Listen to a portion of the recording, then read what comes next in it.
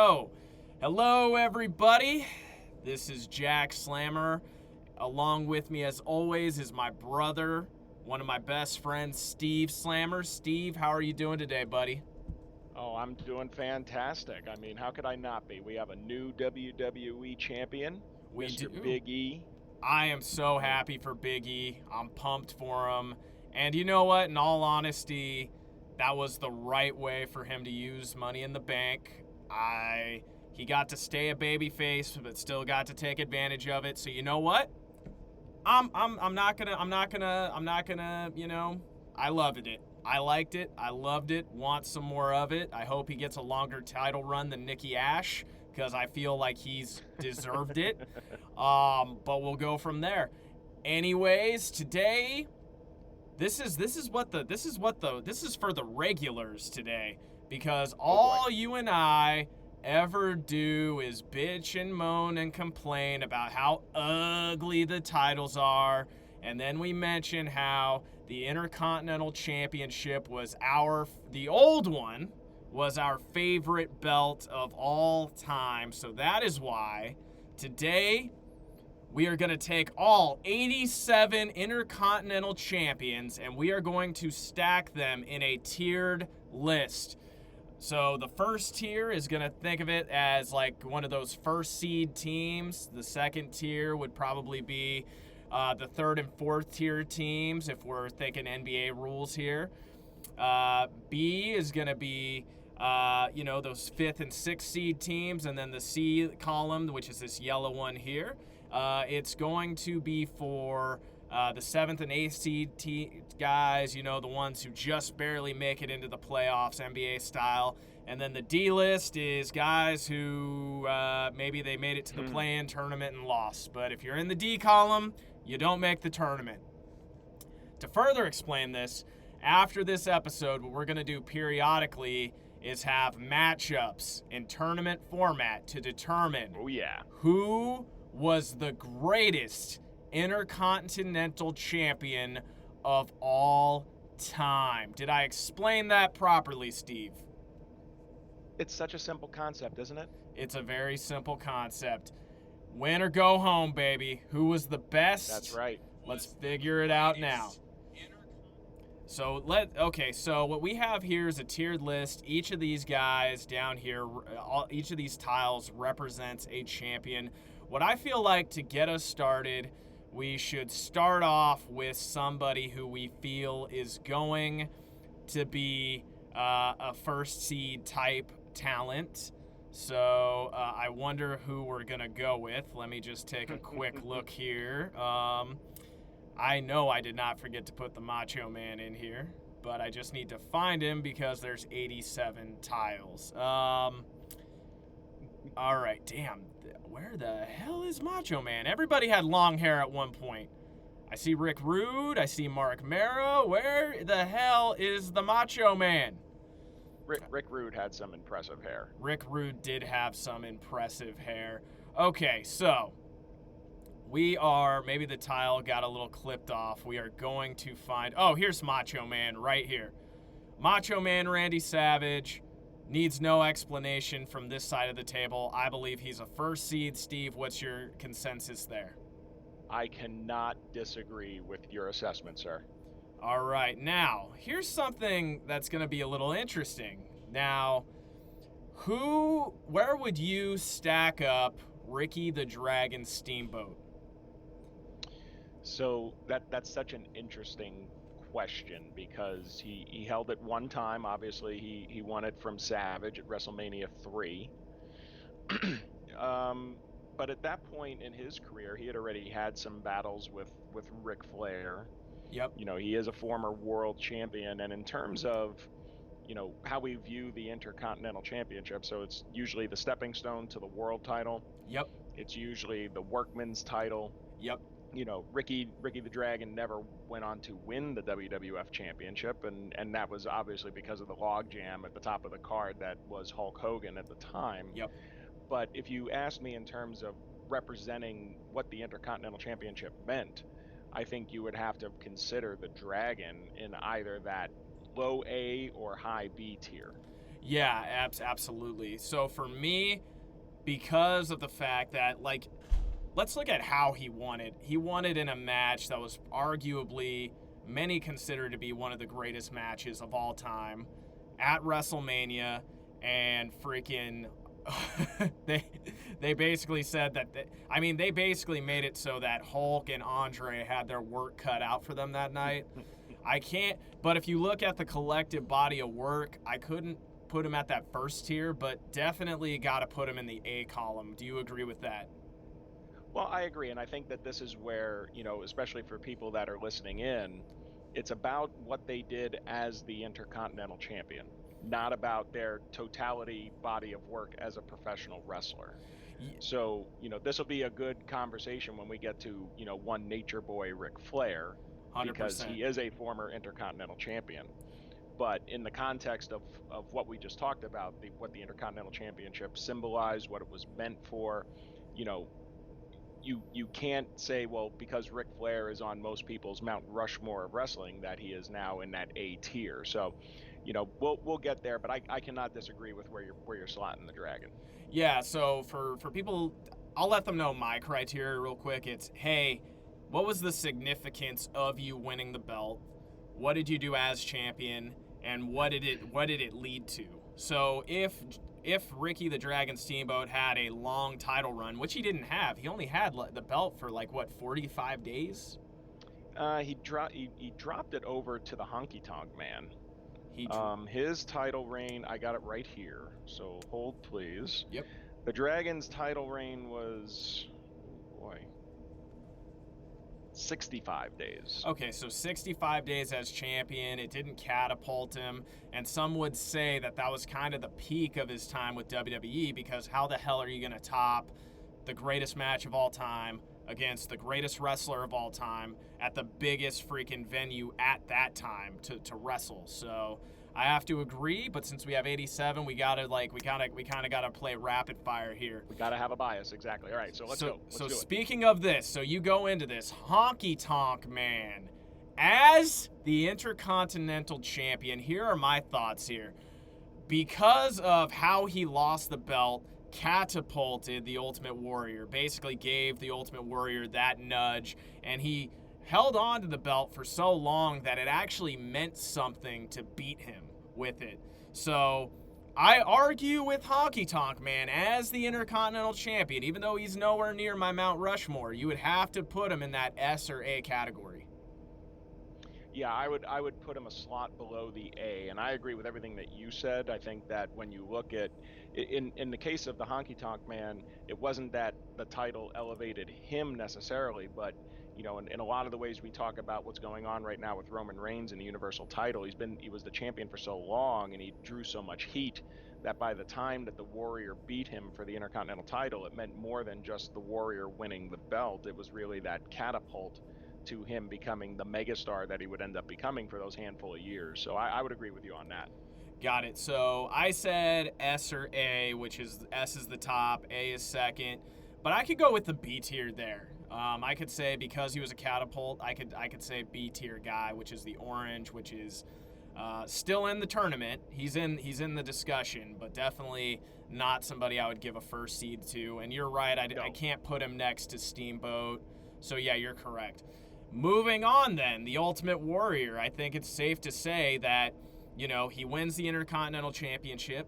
He elevates himself to being the biggest draw in professional wrestling while Hulk Hogan is away. Becomes the guy who beats Hulk Hogan. I can definitely say that his run as the Intercontinental Champion was successful. It elevated his career. I would go top seed with Ultimate Warrior. So the Warrior is another is another interesting one, in that if you look at the Intercontinental title from about 85, so about the time that the Macho Man won it on, that's when it really became that stepping stone title. Yep.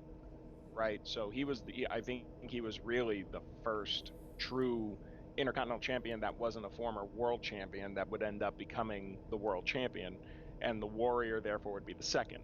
So while the Warrior's wrestling skill set was obviously not on the par of a Macho Man, when you look at what the Intercontinental title would end up becoming throughout the late 80s and all the way through the 90s, the Warrior is like the story when it comes to that Intercontinental title, which would later then become Bret Hart, which would later then become the Heartbreak Kid.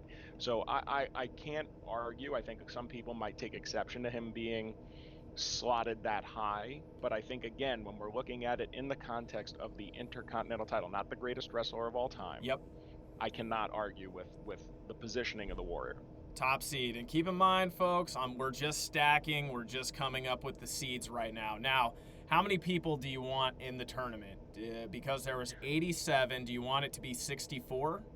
I think 64. 64. And I think that there's going to be certain people that right out the gate we can just say no, they're not making the tournament. Yep, 100%. Okay, so let's go into another interesting one. China.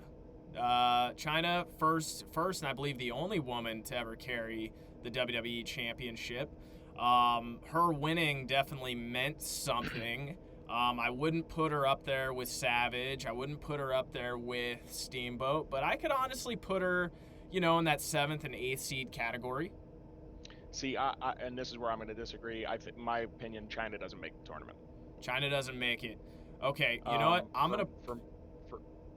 Well, I'll just say, for me, when it comes to China, it was more of a spectacle. Yeah. It was more about her winning a men's title. To me, and this is not to insult women's wrestling, and it's not to insult China. Oh, you froze. One of the first couple of times that, I'm sorry, still there? Yeah, you're still there. Yeah. Hello? Yep, you're still here. Okay, I'm sorry. It was one of the first few times that the Intercontinental title actually took a hit in my eyes. Got it. Okay. So because it was a strict gimmick thing. Strict gimmick. Me, I put it towards Trailblazer. You know what? You say not in the tournament. I would say 7th and 8th seed. Like, definitely not high seeded, but I think she should be in the tournament. Well, so then why don't we do this? Why don't we put her in that category, and then as we get down to the nitty gritty, so to speak, we may have to do some shuffling. Absolutely, yeah, I agree. Some people are gonna get D-seeded. Some first seeds are gonna go to A. Just like AEW, a star comes in and everybody gets bumped down.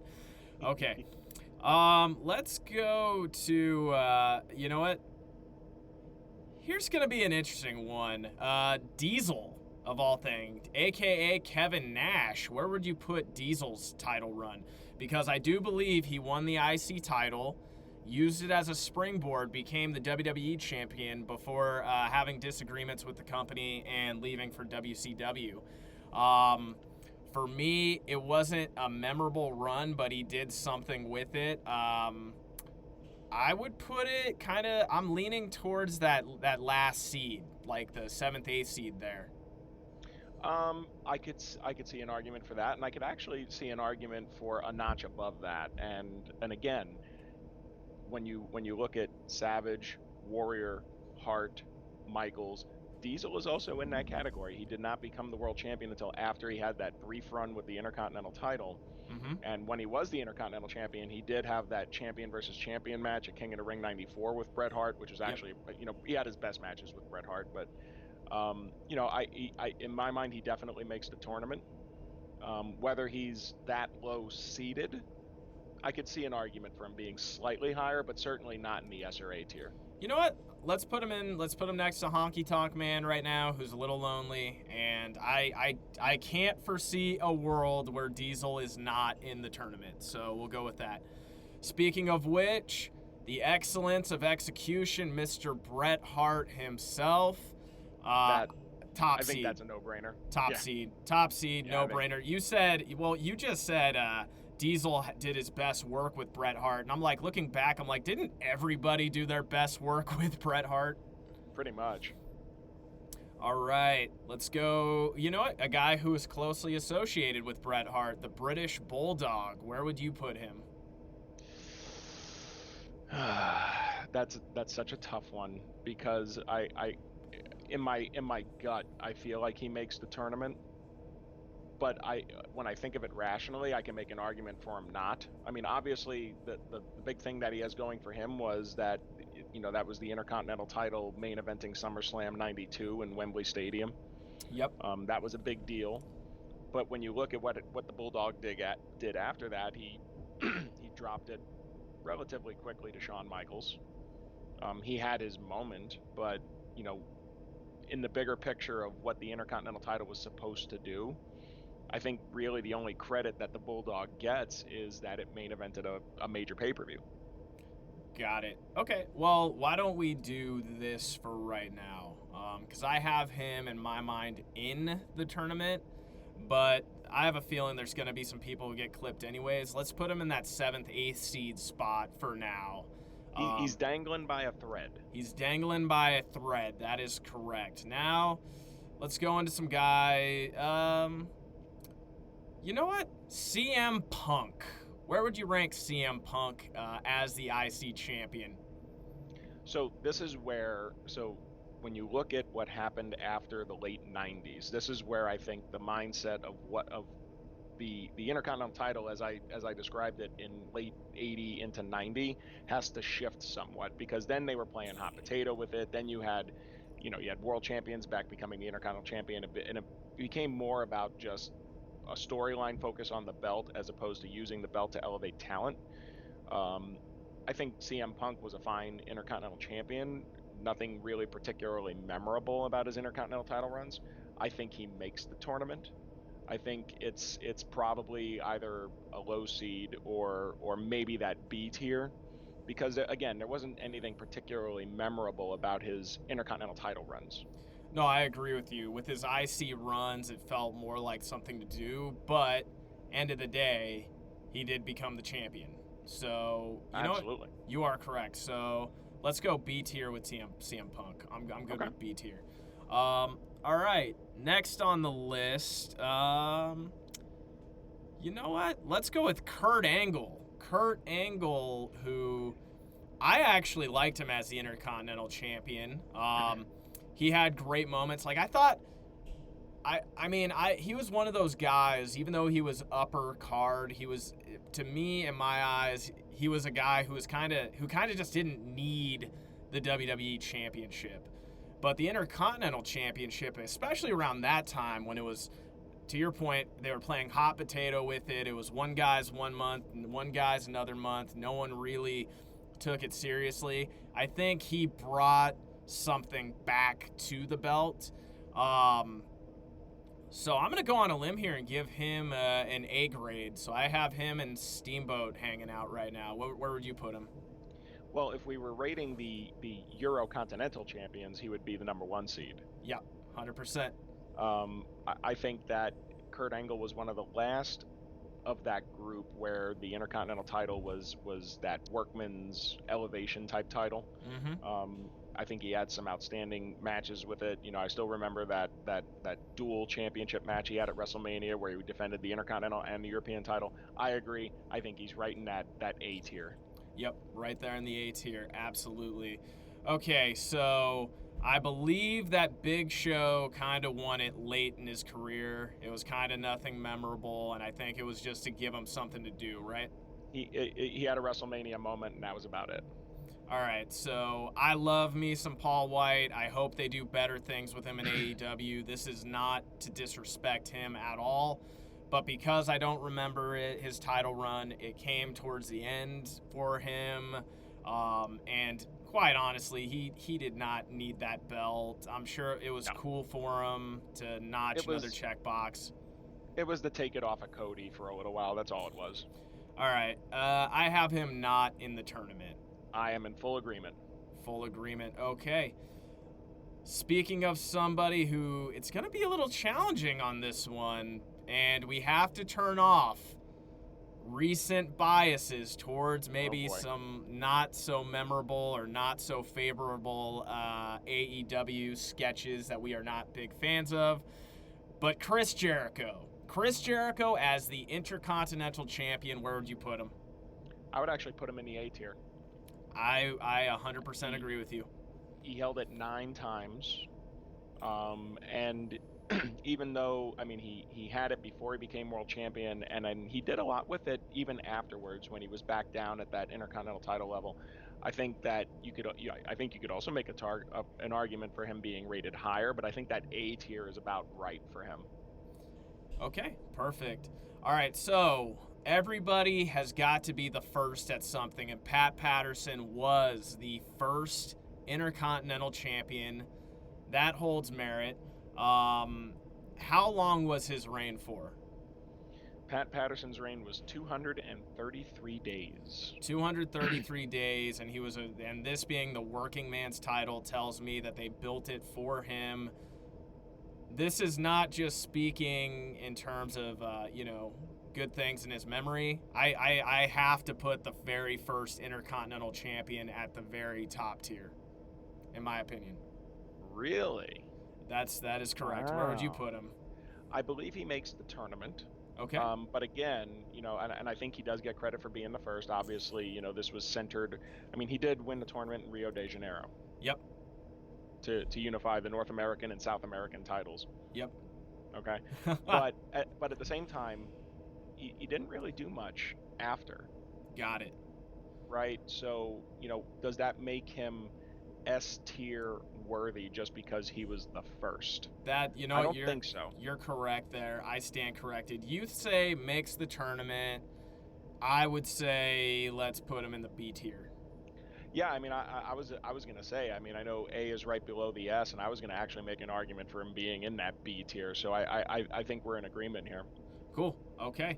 We are in agreement. All right, Mr. Chris Benoit, aka the best technical wrestler, as he called himself, but goddamn, one of his matches with Angle where they just went after it, I think he proved he was the best technical wrestler.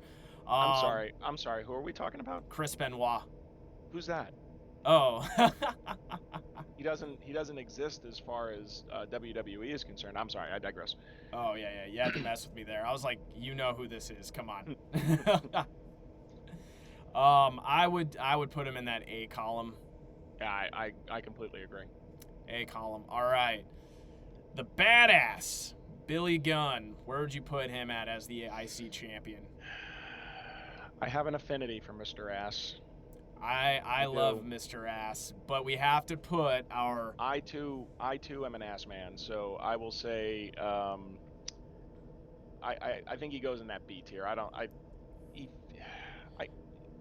B or lower, but he makes.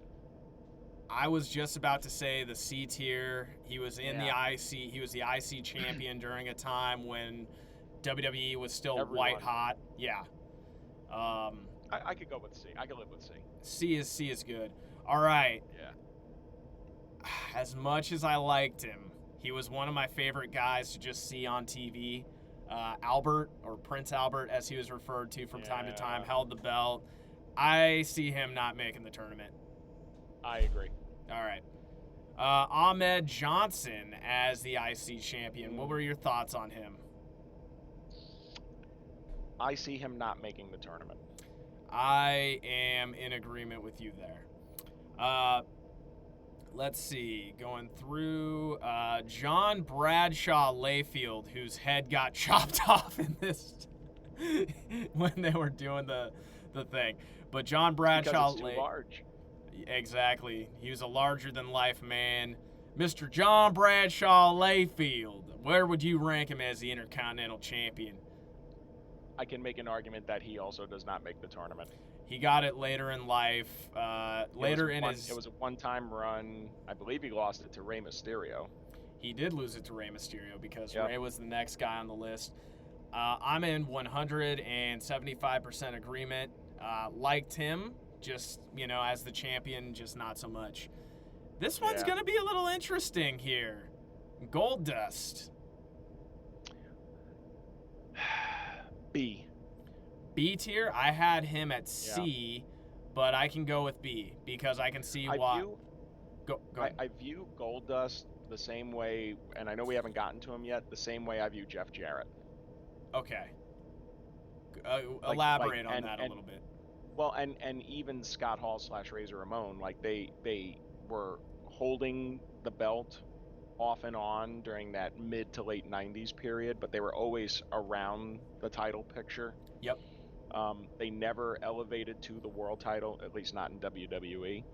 But they all kind of feel the same for me, and I think that all three, if they don't belong in the same tier, they're just a notch above or below each other. You know what? I completely agree. So, in terms of Jeff Jarrett, since I see I've got his tile right now, would you put him on the same level as Goldust or one step below Goldust? I would put him on the same. Same level, B tier. You know what? I could agree with that 100%. Now, here's a guy you and I have always spoken very favorably of on the podcast, so I'm very interested to hear your thoughts on this.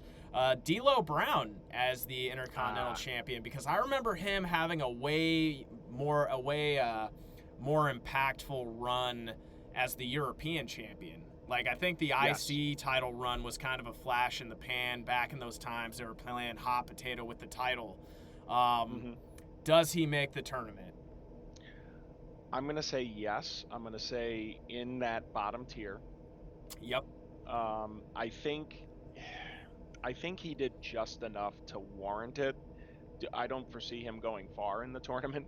Yeah. But in my mind, there were certainly worse Intercontinental champions than D'Lo Brown. There were, and you know what? I always thought that D'Lo was a great performer.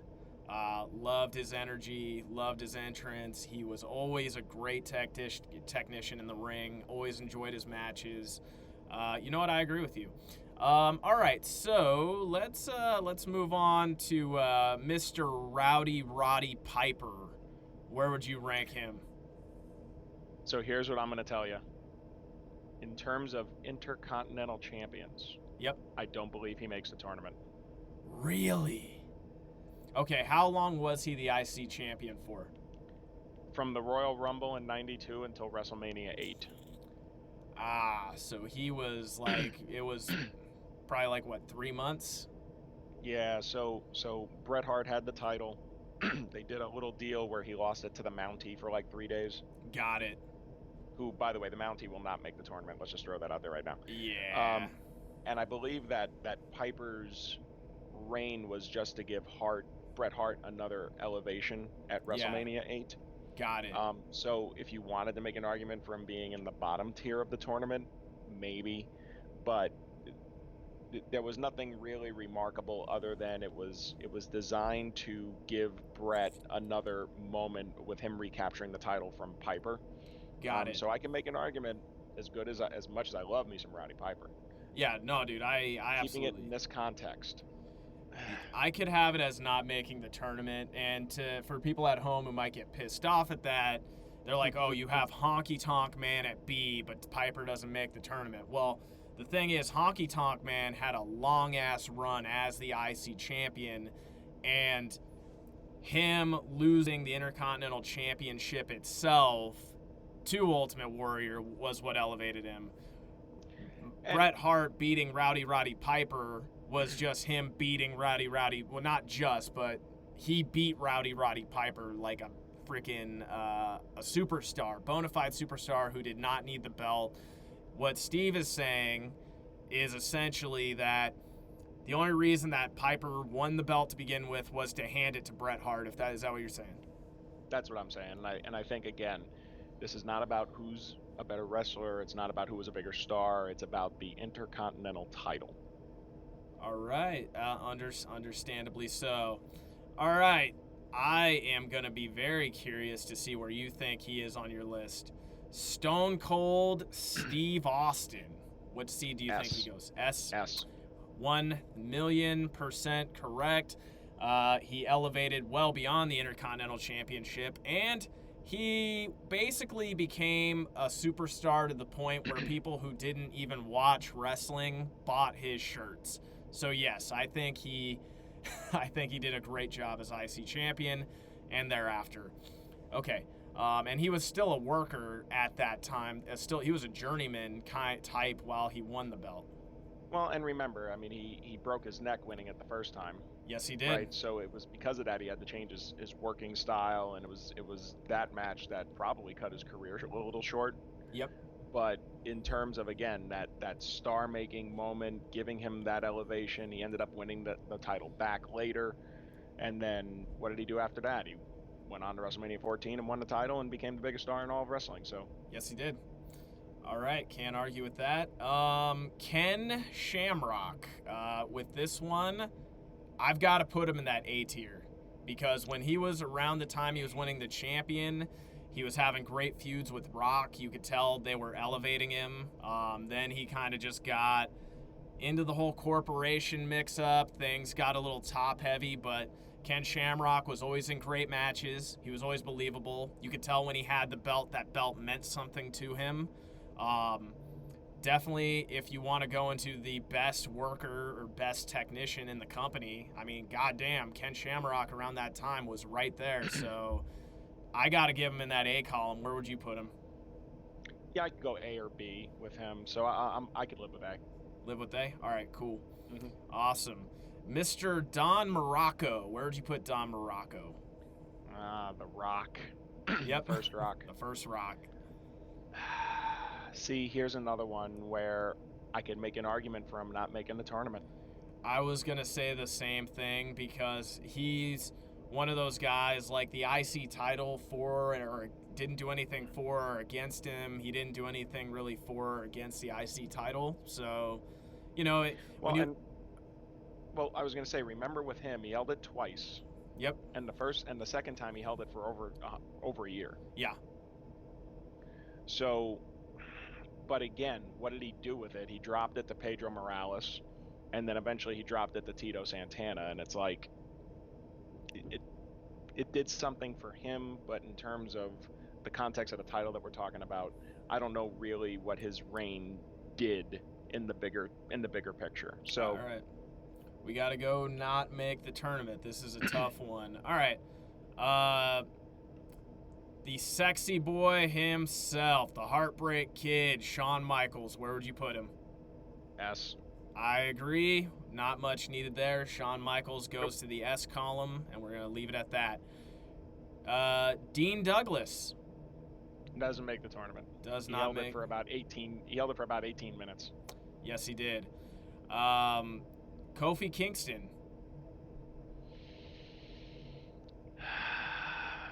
See,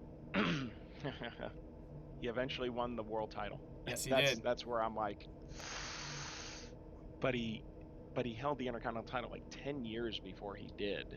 Yeah, but it's what was his reign as IC champion?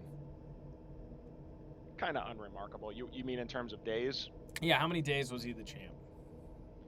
Well, let's see here. Excuse me. Kofi Kingston. It looks like his first title win was in 2008. Wow. 2008 for the IC championship. And then he held it for 49 days before he lost it to Santino Marella. All right. So in this context, because it wasn't like a slingshot to the championship, he basically worked and then he worked some more. Then he was if we were talking tag team champions, definitely he would have to be up there. But yeah, he has to make the tournament though. All of his reigns were about 65, 70 days. Yeah. I could make an argument that he doesn't make the tournament. You're going with does not make the tournament. I'll agree. All right. And I love me some Kofi Kingston. Oh, I definitely am a huge fan of his also. That's why it hurts me. Anytime we go quiet, it hurts. Okay. Big E himself, the current WWE champion. He was the Intercontinental champion at one point. What would you rank his title run? Well, recency bias will dictate that he must make the tournament. So I will say he's in that B tier. B tier? I could live with the B tier. He makes the B tier. All right. Let's go with Cody Rhodes. Where would you rate Cody Rhodes as an Intercontinental champion? I could put him in the B tier. All right, he is in that B tier. Let's go with a guy who I might have missed his title run. Dolph Ziggler. How was Dolph Ziggler as the IC champ? I thought he was actually pretty good. I mean, I think he ultimately ended up holding it too much, but he ended up going on to become a multi-time world champion. I mean, he is what he is.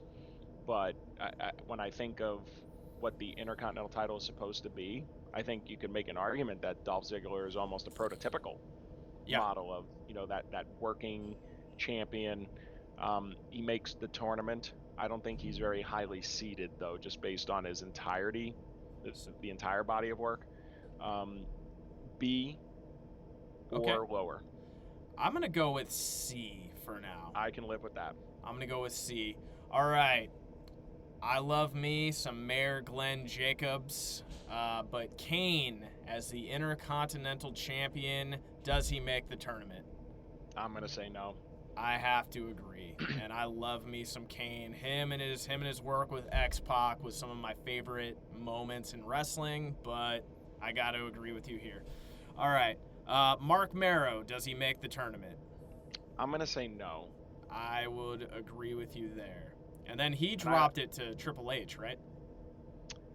I believe so, but let me look at that. Let me just, so I can speak from truth here, because God knows if it's on Wikipedia, it's got to be true. It's got to be true if it's on Wikipedia.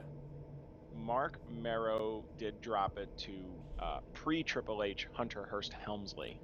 Okay. By the way, get well soon to Triple H. Get well soon. That sucks, man. That freaking heart issue. Those are not fun. I've had one of them. It's not a good time. All right. One of the guys who was probably, I know he was my favorite mid-card guy, one of them of all time. You liked him as well. Definitely could have had a way, way better career. Should have had a way better career. Mr. Val Venus. Where would you put Val Venus?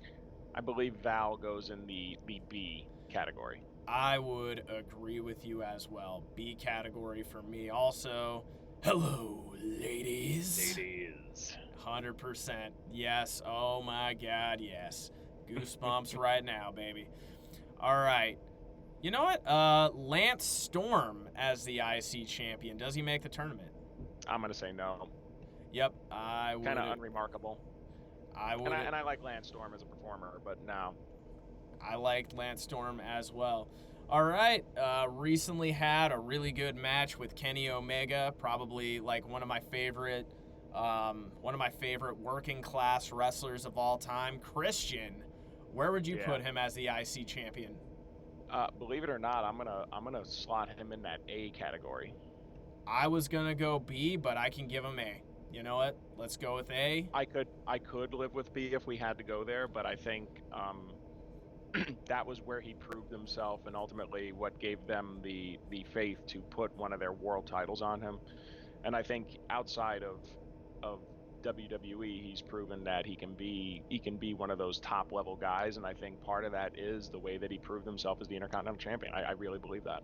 You know what? I 100% agree with you, and like his entrance right now, what does it always say? Outwork everybody, and that just goes to his spirit. And the Intercontinental Championship was the working man's title, so I 100% agree. He's A.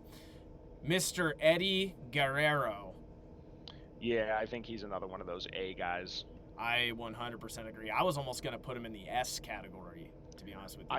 I could make an argument, but I believe that there is going to be some crowding in that S category coming up, so yeah, we can put him on that S/A threshold. You know what? I think he's gonna make it very far in this tournament on his own regard. So I think he'll be just fine. All right, let's go with Bobby Lashley as the Intercontinental Champion. Where would you put him? A or B? A or B? Yeah. You know what? We've been. You know what? Let's put him at the. Let's put him at the A category, because right now, at least on Raw, even if he just dropped the belt, him and MVP are the hottest thing on Raw right now. Oh yeah. All of his matches have always been good. I love his promo style. Like, Bobby Lashley makes me believe him. Like, I don't think it's an act. He just, so he's legit. So oh, he's a legit badass. Yeah, man. Look at his ears. All right. Okay, let's go through here. And next on the list. All right. So if I don't know your name, you probably shouldn't make the list. So let's just call it like that. Who are we talking about? I will discuss this later. Let's go with. I definitely know his name. Just had a great main event match with Roman Reigns. Had an amazing SummerSlam match. In my opinion, the best SummerSlam match with Seth Rollins. Edge as the Intercontinental Champion. Dear God, you have to go ARS in my opinion. Yeah, I'm in agreement there. I think that there is a strong case to be said for an S rating for him, but I could live with a high A. I am going with S for right now, and in my opinion, you just got to do it. Yeah. All right, so this one's gonna be interesting because his career was very successful, but I never really got too into his IC title run. Marty Gianetti, what would you rank him? He doesn't make the tournament. Doesn't make the tournament. It was brief. He traded it back and forth with Shawn Michaels. It was like the follow up to the Rockers breaking up. It didn't amount to anything for Gianetti. No. So you mentioned this before that this guy would get an S, but I have to clarify here. The Mountie, he's getting an S, right?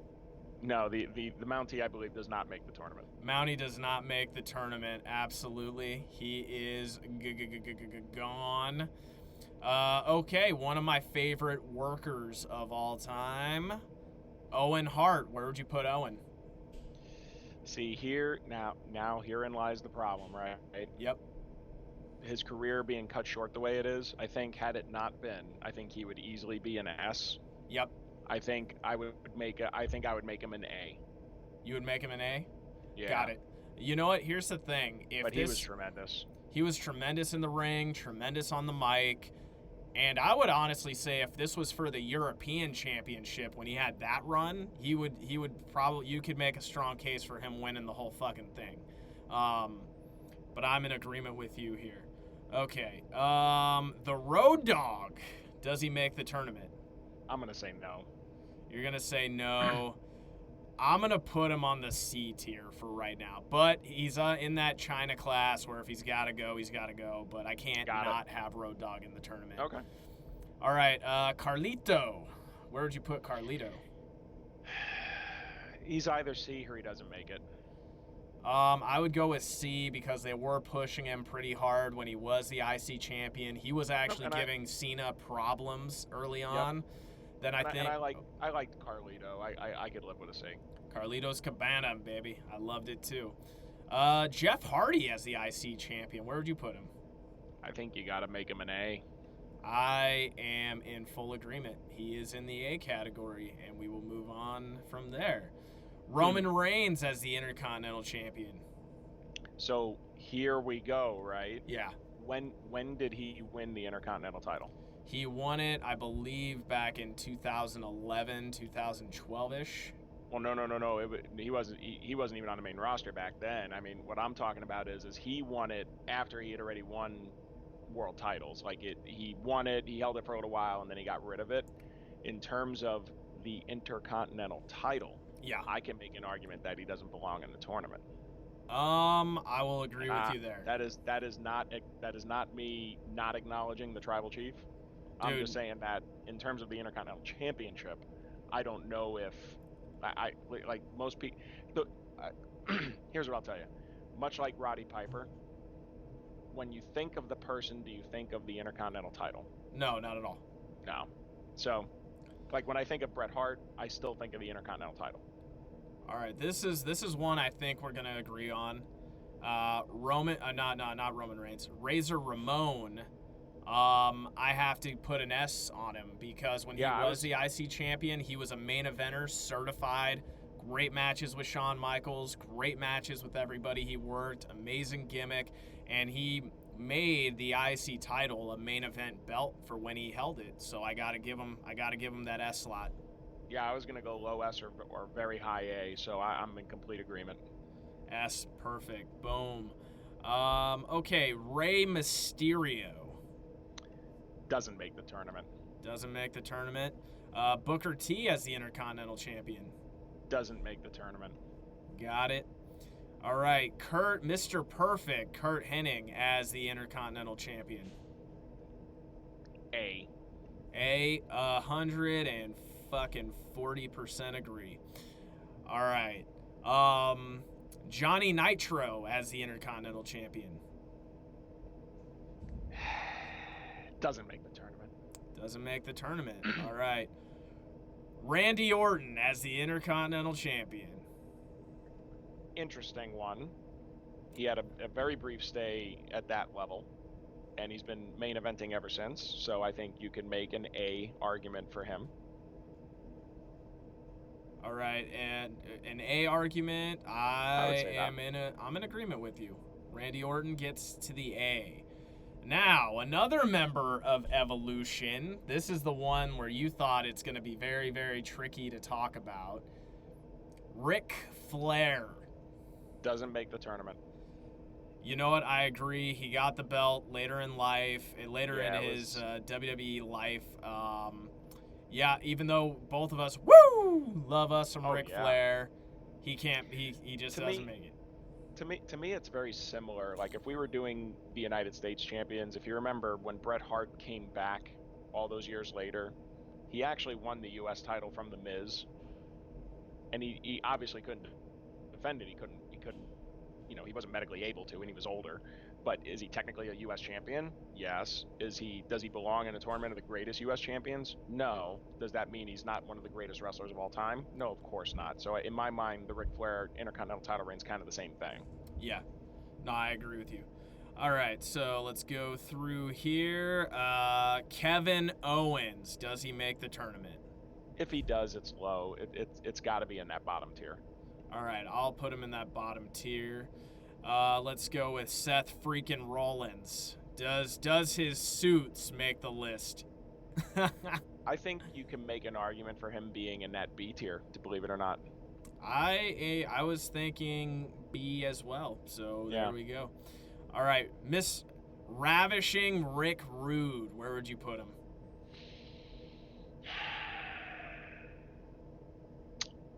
A. I was going to go S-, but I will go A. All right. Yeah. He did a lot to elevate the Warrior, and I think it was a fine Intercontinental champion. He was. He very much was. Ryback, does he make the tournament? No. No, he does not. Dean Ambrose, where do you rate him? That's an interesting one. Let's go B with him. You know what? I was going to say C, but we can go B. B is I'm totally good with B.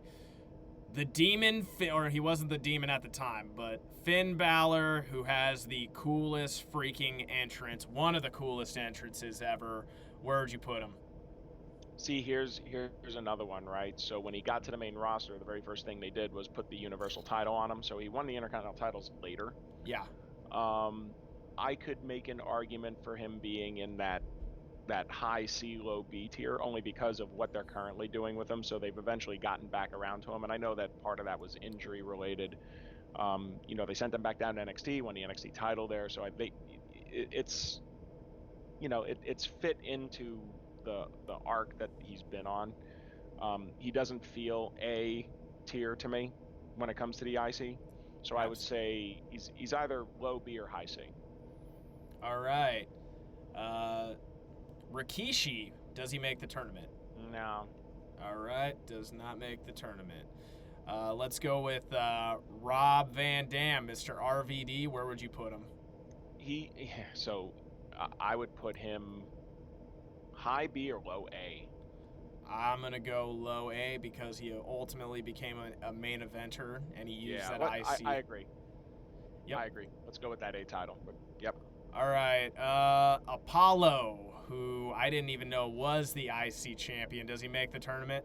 Well, that tells you all you need to know. I'm going to go ahead and say no. Okay, no there. How was AJ Styles as the Intercontinental champion? I believe he makes the tournament. again, he was more recent, so I think the mindset has to shift a little bit because the way that they use the title shifted. I believe he makes the tournament. I would say in that B level. B level. Got it. All right. Next on the list, The Rock. Does The Rock? Yeah, I know. I was gonna play it. Yep. Don't even try it. The Rock is going to S. If you smell what he's cooking. Okay, here's an interesting one. William Regal. I think he's a B level Intercontinental champion. I would 100% agree. Totally fits that working wrestler's mold. Kerry Von Erich, aka the Texas Tornado. Doesn't make the tournament. I would agree, and I loved watching some of his old matches with the Von Erich brothers, but I have to agree with you there. Yeah. Also, they should have just let him keep his name, Kerry Von Erich. Naming him the Texas Tornado was not the best use, but hey, we'll pass that. I'm sure that the Red Rooster will agree with you. Absolutely. He walks. Terry Taylor. Yeah, absolutely. So he walks out with Rick Boogs. You know who I'm talking about. Name him. Shinsuke, and I believe that the King does make the tournament. Yep. His is a little bit of a backwards because he came out of NXT, he comes up on the main roster, he wins the Royal Rumble, he challenges for the world title, and then he starts winning Intercontinental titles later. I think you got to put him in that C tier for right now. Yep. I think the story on him is not written. I think ultimately, with his talent and what they decide to do with him, he could ultimately possibly make it up to an A level, but for right now, I think you got to stick with him in that bottom tier. Absolutely. Does the Godfather make the tournament? If he does, it's in that bottom tier. I agree. I have to put him in. Yeah, I think the problem with all of those very late 90s and all the early 2000 champions is that they were trading it back and forth so much that I think a lot of those guys, very few of them differentiated themselves from each other. So I think either you got to put them all in that bottom tier, which then, causes overcrowding, or you just got to make the decision that they don't make it. 100% agree with you. Test. Does Test make the tournament? Nope. All right. I liked Test. I feel like he was underutilized. I love the storyline with him and Stephanie and Shane, and eventually Triple H came in and date raped her, but or date rape married her, whatever it was. She was intoxicated, that is for sure. And then this is the virtuous Stephanie McMahon. Oh hey, yes, I do. Okay, yes. That was a very Good interesting. times. Speaking of Triple H, I think we go S. Yeah, that's an S. That is, yeah, became one of the greatest heels of all time. Yeah, you gotta go S. All right, Umaga, does he make the tournament? I'm gonna say yes. At that bottom level, though. Yep, I agree. Okay. Next on the list, and I might have to Google some of these names just because I saved the pictures, but I'll go through the ones that I know first. So, right. The Miz, I'm thinking B. What are you thinking? Yeah, that's right. Miz is absolutely correct. Miz is a B. Sami Zayn, I would say B or C. I would say doesn't make the tournament. Sami Zayn doesn't make the tournament. And again, that's all about recency bias. What's he done? I mean, he beat the crap out of Dominic Mysterio, but apparently that's just something that everybody does these days. Okay. Luke Harper. Brody Lee. Brody Lee. I know. This is where it's going to be a tough one. C. I 100% agree. Brody Lee gets a C. I remember his Intercontinental title run, so I'm going to say C. All right, Mr. Daniel Bryan, I think he's Daniel Bryan in the WWE. What would we put him? So he won it once. Yep. In that WrestleMania ladder match, and then he had to vacate it immediately thereafter. Yeah. I'm going to say doesn't make the tournament. I would agree with you. And that's such a tough one. But again, we're talking about it. It's not about how much I love him to death, but if this is the terms that we're setting, we can't make exceptions. So I believe he doesn't make the tournament. I would agree with you there. All right, Braun Strowman. So my initial reaction is doesn't make the tournament. He eventually became the Universal Champion. Yep. If he makes the tournament, it's in that C tier. I have to give him that C tier just because we can't, like, a big thing that I said is, okay, what'd you do after it? Was it a stepping stone for you? And if it was, I can't keep you off of the bracket. So C for me. See, with him, I don't believe it was a stepping stone. I think it was a placeholder. Got it. Okay. And if you remember, the only reason he won the Universal title was because of the pandemic, and Roman Reigns had to back out of the match with Goldberg, so he was next up. Not to take it away from him, he did as best he could during the pandemic, but yeah, I feel like like I said, my initial reaction is no, but then when you think about it, I think he has to be in there. All right, Sheldon Benjamin. He's B. B. I agree. That's solid. Intercontinental Champion. Solid Intercontinental Champion, and god damn it, I miss the Hurt Business. And don't get me wrong, Lashley and MVP is some of the best goddamn promo work I've seen, but the Hurt Business is what got me back into wrestling because I love that staple. It made sense. They were all awesome together. Okay, so man, I miss Team Angle. I miss the world's greatest tag team. The world's greatest. I remember that one. All right, so I'm going to send you a screen cap at the guys who are left, and then you're going to do what I do, Steve. So let me send that to you right now. Because, yeah. Let me put on the old glasses here so I can see. Yep, so I'm going to open up a new window. Uh-huh. So no one can see what I'm doing. And I am sending this to you right now. And you are going to name off to me because for me, I'm of the opinion, okay, if I can't recognize you, then you probably shouldn't be in the tournament. But if there's something I'm overlooking, I don't want to be a dick. So in Facebook, there's a strip. Those are the last 9 names on the list. Who makes the cut out of these guys? Okay, so the first one is the son of Mr. Perfect. That is Curtis Axel. Oh, Curtis Axel. Okay. Yep. I would say he does not make the tournament. Doesn't make the tournament. Good enough for me. The second one, believe it or not, is Drew McIntyre. Oh, yes it is. Yes it is. That was back when he was the chosen one. Yep. I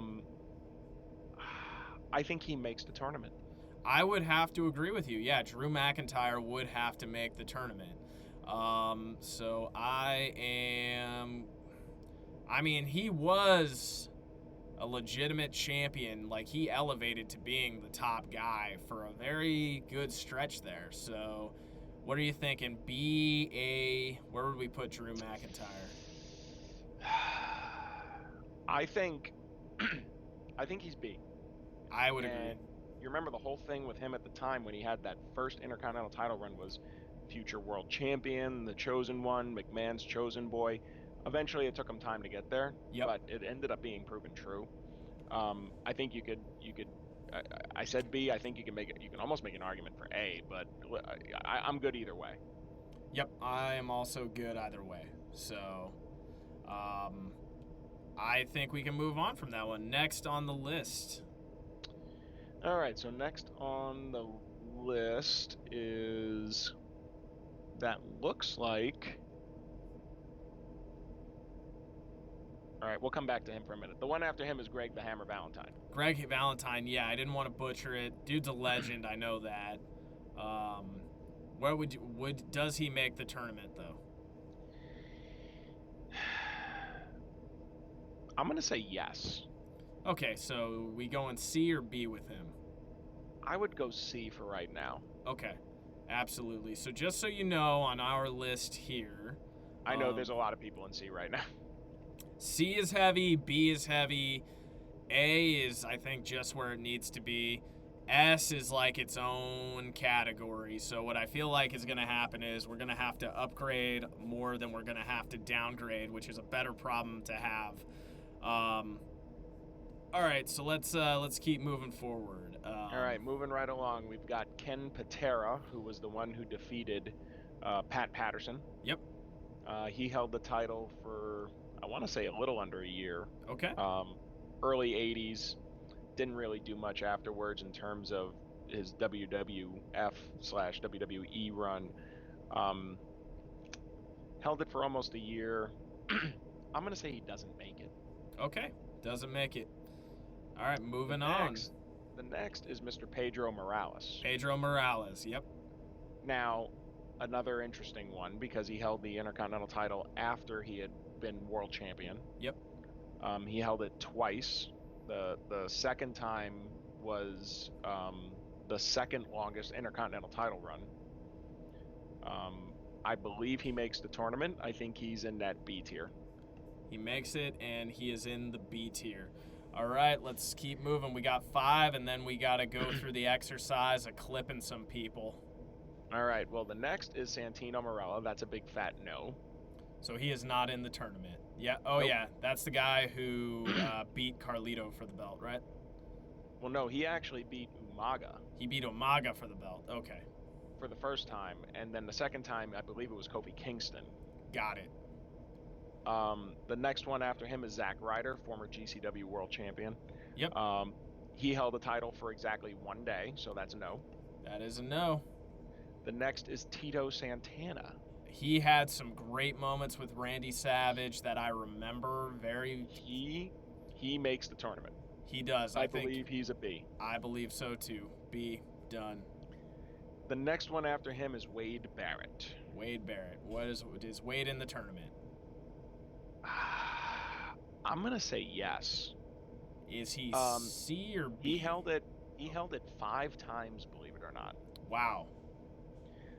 I'm gonna go ahead and say he's either the low B or that high C tier. And I know the C is getting crowded. That's not a reason why we should upgrade anybody, but let's put him in the B because we're gonna have to go through, and we're gonna count how many people made the list once we're done. So let's get through the final name, and then we'll go through, and then we'll do the math and see how many people we're gonna need for each column. And some people are just gonna get AEW'd and cut from TV, if you know what I'm saying. Got it. And then the one that I skipped over, I just remembered, that's Ezekiel Jackson. So at one point they merged the Intercontinental title. Yeah. I'm going to say he doesn't make the tournament. Okay. Doesn't make it. Good enough for me. All right, so let's do some counting here. So right now, it's a counting time. So I got 1, 2, 3, 4, 5, 6, 7, 8, 9. 9 people in S. So I'm going to make a little notepad here. And So are we looking to do 16 in each? What I actually want to do is I just want to make it an even amount to where it's nice in tournament format so we could play by the rules of that. Okay. Next on the list, we got 1, 2, 3, 4. Hold on, let me make sure I didn't burn it. Oh, everything's still good. All right, for A, we have 1, 2, 3, 4, 5, 6, 7, 8, 9, 10, 11, 12, 13, 14 for A. So A, we have 14. For B, we have 1, 2, 3, 4, 5, 6, 7, 8, 9, 10, 11, 12, 13, 14, 15, 16, 17, 18, 19. 19 for B. So I'm going to mark that up real quick. Then for C, we have 1, 2, 3, 4, 5, 6, 7, 8, 9, 10, 11, 12, 13, 14, 15. So 15 for C. So really? So doing my math here. We have, let's see, 9 plus 14 is 23, plus 19 is 42, plus 15 is 57. So we have 57 wrestlers. Wow, so we have to bring in 7. No, we can cut it to 48, right? Or what's a good number to cut it to where you can have a good format? I like the idea of it being 64. You want it to be 64, so let's bring it in. Okay, so first what we have to... Okay, so let's go through the list and see who we are going to bring in. Oh, crap. Oh, wait. I can find it. Okay, there it is. Oh, thank God. I was like, all that work would have gone down the drain. Oh, boy. Okay, so 7. Okay, so let's start with this. If it's 64... and you go into the seating, how many rows is that going to be per? It's going to be 12 per, 14 per? No, it's 8. It would end up being 8 matches so it'd be 8. The first round would be 32 matches. 32 matches, yeah. Right. So if you have 32 I'm thinking about the seating though. So how many in each column? For how many do we need for S, A, B, C to make it like? Well, and that's where I'm saying I think it should be 16. To keep it nice and neat, 16 in S, 16 in A, 16 in B, 16 in C. Okay, so in that case, Ricky Steam. Okay, let's. Yeah, so I was gonna say. So I think we should elevate. So we had 9 in S, right? We had 9 in S, so we need to elevate 7. Yeah, from A. From A, yes, from A. So Okay. Steamboat makes it to S. Kurt Angle, does he make it to S? Yes. Does Chris Jericho make it to S? No. No, he does not make that. Does Chris Benoit make it to S? Ooh. No. Okay, so right now we have 1, 2, 3, 4, 5, 6, 7, 8, 9, 10, 11. 11 in S. Okay. Ken Shamrock, does he make it to S? No. Christian. No. Eddie Guerrero. Yes. Yep. Bobby Lashley. No. Okay. Owen Hart. God, you know what I'm going to do? I'm going to say yes. I agree. Yep. All right, so that puts us at 1, 2, 3, 4, 5, 6, 7, 8, 9, 10, 11, 12, 13. We need 3 more. Rob Van Dam, does he make it? No. Rick Rude. Maybe. Okay, so the final options are Jeff Hardy, Mr. Perfect, Randy Orton, Rick Rude. 3 of them got... Mr. Perfect, yes. Okay, Mr. Perfect. Then we got Jeff Hardy. Rick Rude, or Randy Orton. And I can go through the list of A's one more time now that you have like a full scale of who you're comparing it to. Okay, so we're going to move Mr. Perfect and Rick Rude up, right? Mr. Perfect and Rick Rude went up. So let me count again just to be sure. 1, so I believe 2, that's 15. I believe it's... Yes, that is 15. That is correct. So, okay, 1 is left. So we need 1 more from who's left in the A's. I would go Jericho, became the undisputed champion afterwards. Let's do it. All right, I cool. agree. Let's go Jericho. Okay, I'm letting recency bias cloud my judgment on that one. All right, so that means... I'm still pissed about MJF. Anyway. That means 8 B's need to be elevated to A, so let's spout it off, baby. Honky Tonk Man. Yes. Okay. That you know what? I agree. Diesel? Yeah. Okay. CM Punk? No. Pat Patterson? No. Goldust? No. Jeff Jarrett? No. Big E? No. Cody Rhodes? No. We're going to back up for a second. Jeff Jarrett and Goldust are both yes. Okay. Yep. Yeah. They both did a lot for the belt, so that puts us at 11. Okay, so we need 5 more. Val Venus? No. God damn it. Okay. Seth Rollins? No. Okay. Dean Ambrose? No. Finn Balor? No. AJ Styles? No. William Regal? Yes. Yes. Shelton Benjamin? Yes. Yes. Okay. All right. So that puts us at 13, bro. And then next on the list, Drew McIntyre. Yes. Okay, Drew McIntyre is there. Tito Santana. Yes. Pedro Morales. No.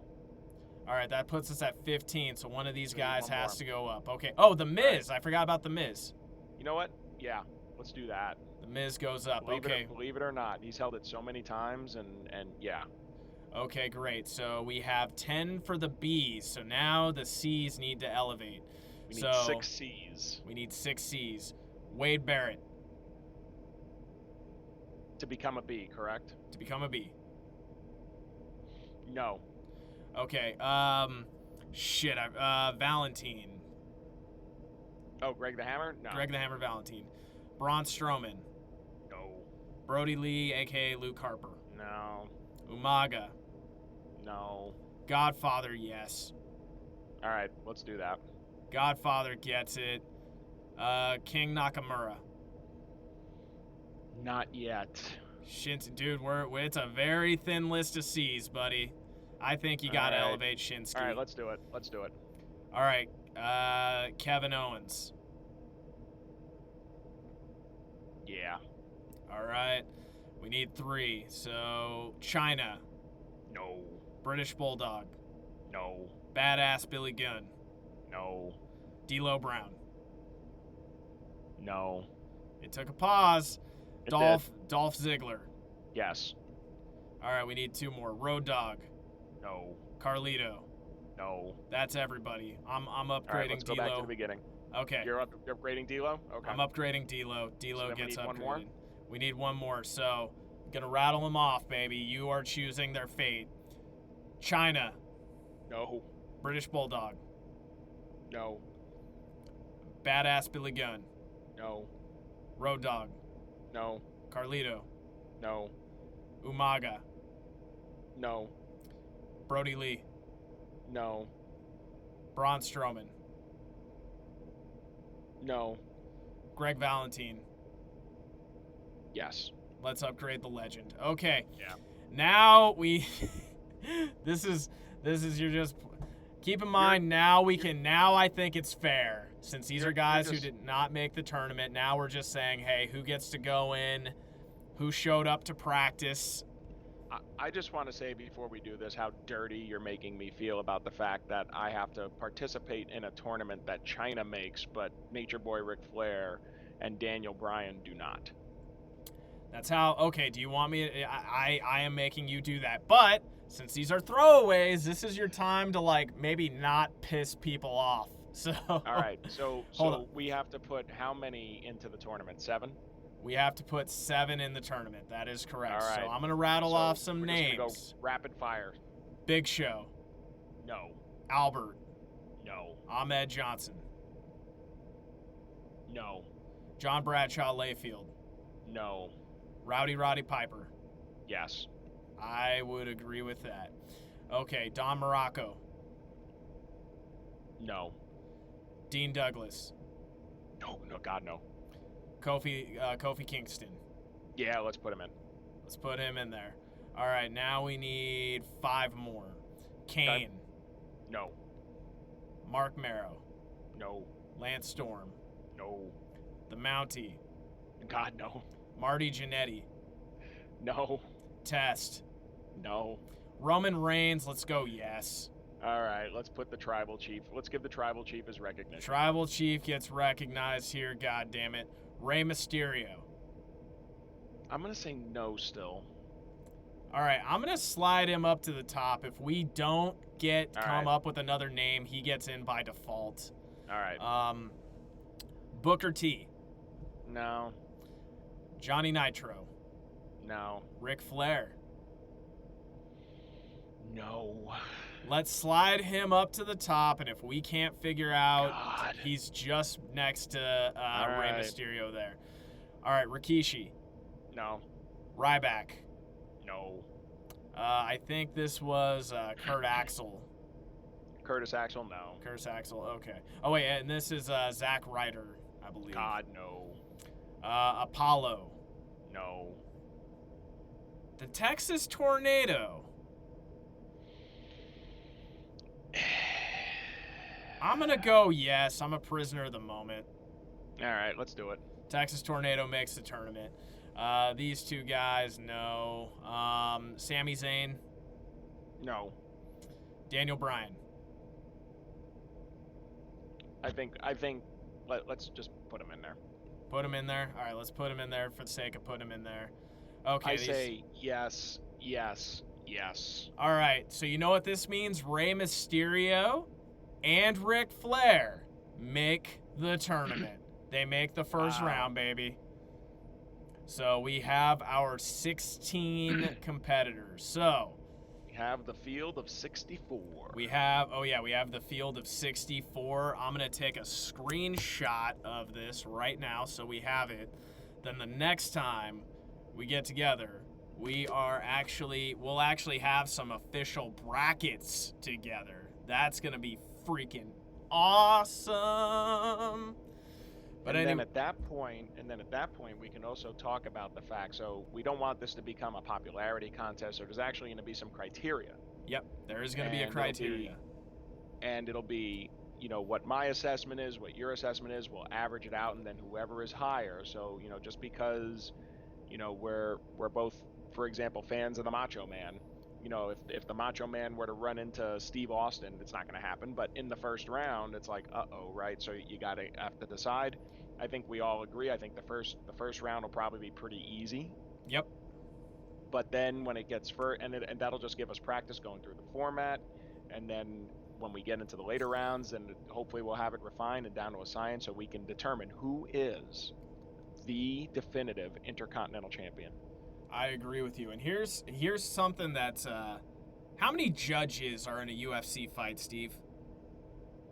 Well, it's typically 3. It's 3. So I have a special surprise for you. I've actually been reaching out to fellow wrestling nerds, some independent wrestlers, and each round we are going to have a special third judge with us for each show. So we will all have our own set criteria, and before we go through each round, every judge is going to say, hey, here's what I look for. And then you're going to have your criteria. And then the special guest judge is going to show theirs. We're going to display what our criteria is to keep it fair. And who knows, maybe you could have some wild cards, some underdog stories emerge here. Are any of these guest judges former Intercontinental champions? None of them are former Intercontinental champions, no. Okay, so we don't have to worry about any conflicts of interest. There are no conflicts of interest. A lot of folks on the indie scenes, and then a lot of just professional wrestling nerds like us who are gung-ho about the Intercontinental Championship, and they want to come in and do some round-for-round scoring with us.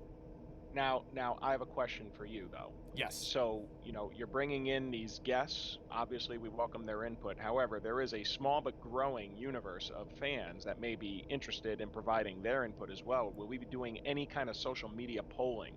We will. To kind of get some people who may have an opinion. I am glad you have asked. So basically, we are going to post polls on Facebook, Twitter, TikTok, everywhere for each round. And here's the thing. I am going to be purchasing a replica of the Intercontinental Championship. And every time you participate in one of those polls on any of those platforms, you are entered to win an Intercontinental Championship. So, surprise one is there are going to be 3 judges. 4, and the next one is you folks are actually the 4th judge in case of a tiebreaker.